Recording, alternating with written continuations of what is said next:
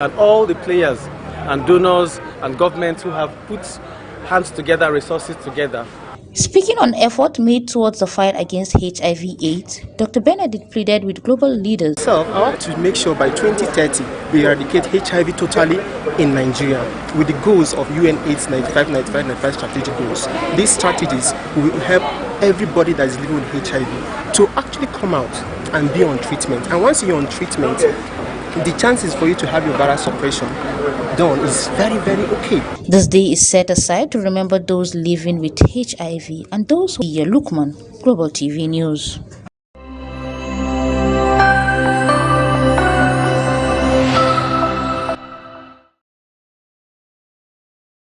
As pathology is the science of the causes and effects of diseases, especially the branch of medicine that deals with the laboratory examination of samples of body tissues for diagnostics and forensic purposes, pathologists drawn from across Africa seeking how to, among other things, make the most of latest technology in the area of personalized cancer care. But cancer treatment is one small aspect of pathology. Look Adult is open to collaborating with the police to making it possible. But I'm sure you heard me tell the AIG that we are looking forward to a collaboration. We do not have a collaboration, but I said we would look forward to a collaboration. As Federal Ministry of Health, under the coordinating minister, Professor Ali Mohammed Pati, and the Minister of State, Dr. Tunji Alausa, is to save life, reduce physical and financial pain, and ensure a healthy nation. Without a healthy nation, you cannot have a wealthy nation. Chief Medical Director of Federal Medical Center, Abuja, Saad Ahmed, says embracing the latest forensic technology will be a huge milestone in the administration of justice in the country. At the National Postgraduate Medical College of Nigeria, Faculty of Pathology, we have actually established and is the first subspecialty training, in forensic pathology. Poverty and less than adequate willpower by African government, a cross-section of the pathologists at the conference says, is responsible for the poor state of pathology on the continent, with Africa having a lot of catching up to do. When we say cancer, people think that cancer is a single disease. It's not. Even if you take cancer disease, there are so many types of disease. And even the same type, we do different people, we live differently. And that is why we talk about personalized treatments. The main issue in our practice is that we don't have all the techniques, the modern techniques to explain, to make diagnosis of disease and also to explain causes of deaths. Nigeria's health ministry says it looks forward to collaborating with the police to develop forensic technology to the point of solving crimes in line with global best practices. Fauziya Lukman, Global TV News.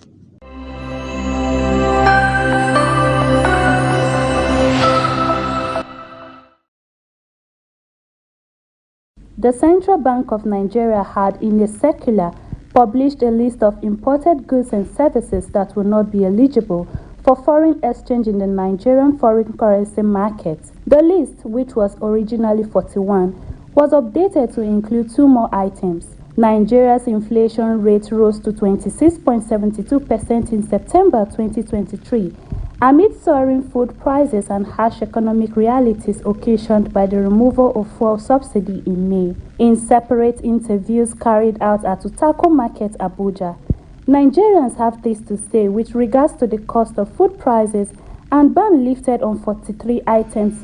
Since the government removed fuel subsidy, honestly, price of commodities, they are going higher and higher and higher every day because of the removal of the fuel subsidy. So, assuming that he put something in place before removing the fuel subsidy, it could have been better. But now, nothing. The thing affected the prices of commodities in the market. Let them import food. Hence, our farmers cannot be able to go to the farm to go and farm as usual because of kidnappers and Boko Haram and bandits. It's necessary because they are necessary commodities. It's necessary.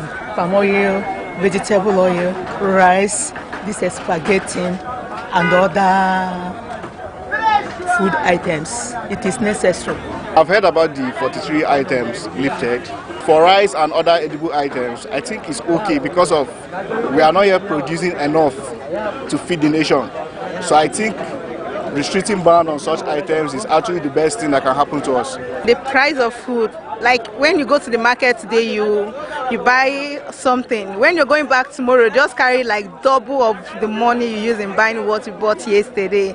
Because of every day, the prices of food goes up. And people use this as an advantage. Even those that are cheap, those ones that are cheap, they will still add money again to increase the prices. So every day, the transportation is also something else. Nigerians are of the opinion that for these 43 items and other commodities to be affordable, the cost of fuel has to be reviewed downwards in order for farmers and importers to be able to transport their items to their various destinations. I was discussing with a friend that everything is still lie on fuel. Like they will still transport it wherever it's coming from. So they will still transport it. So since the price of fuel is still high, the price of foodstuff in the market will still be high. Sandra Akpa, reporting for Global TV News.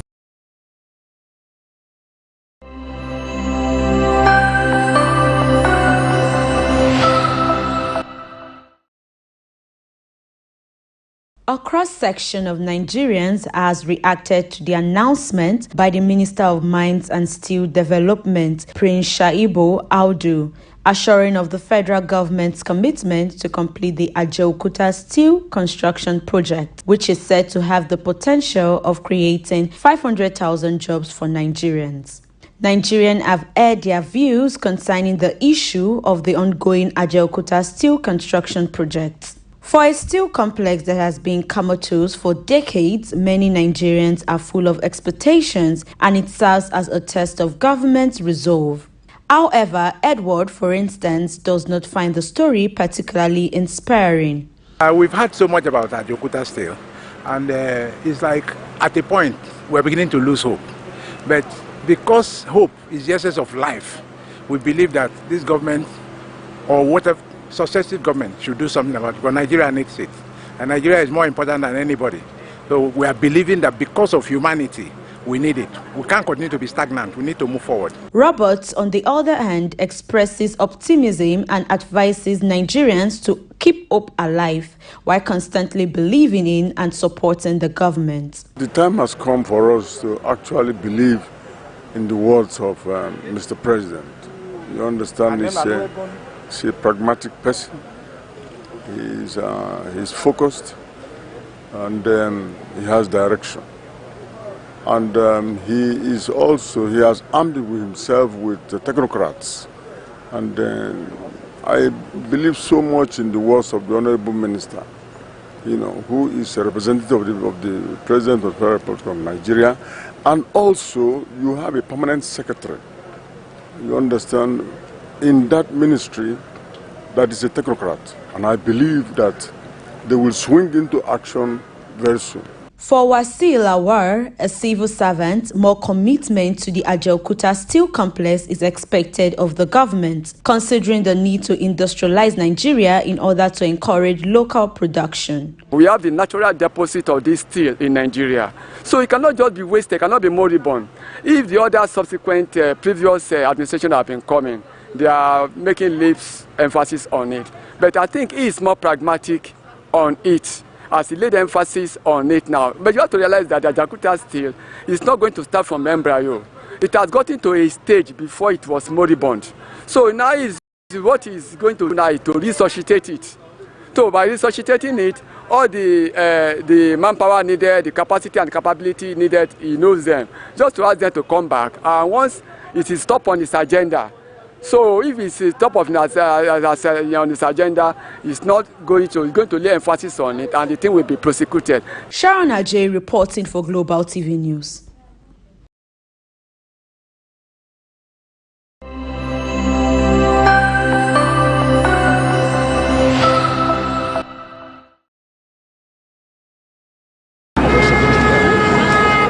In commemorating the International Day for Persons with Disability, SEDASID organized prayer for Nigeria in the National Mosque FCT. Speaking of the challenges people with disability are facing in Nigeria, Janet Funke has this to say. The challenges of persons with disability are numerous, starting from access.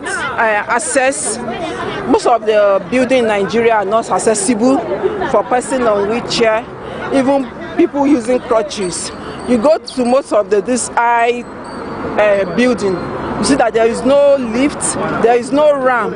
Even in terms of health care, you go to the hospital for the hearing impaired, there is no sign language interpreter to interpret for them when they go for antenatal or visit the hospital for any reason.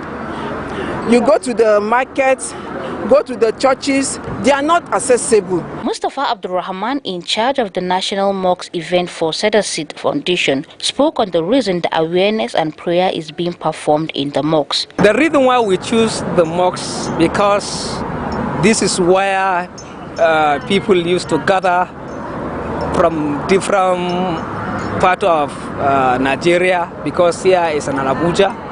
So this national mosque, it comprises so many different people with so many backgrounds. So that's why we choose this mosque in order to advocate the right of people with disability.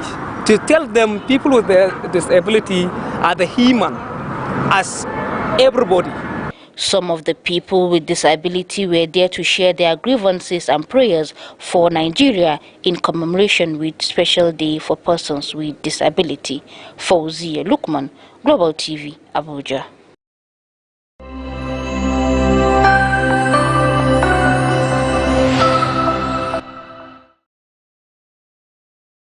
General Ahmed, who was represented, warned the beneficiaries to be prudent in the usage of the loans received as they are meant to pay back, thus the need to be steadfast and successful. To further improve the quality of the Nigerian youth.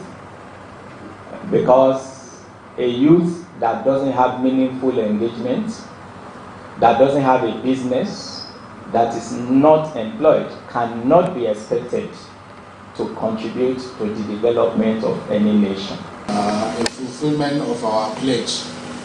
That pledge Publicly in the presence of the last president. And the NYSC Foundation is committed to redeeming that pledge.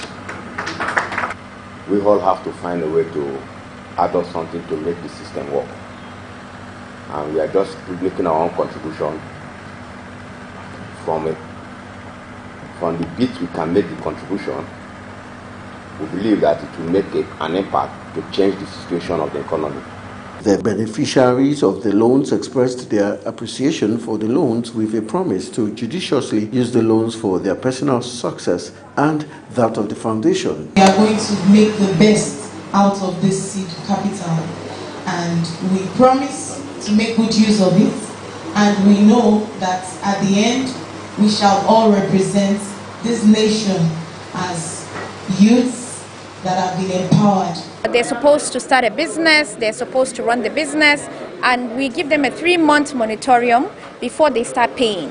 They have a 3-month period to run the business, start up the business, and on the 4th month they start paying us for a period of 2 years. The National Youth Service Corps Foundation steps to empower youth in the country with the disbursement of 400,000 naira loan is no small drive in improving not just the economic fortunes of the citizenry but the nation as a whole. Anthony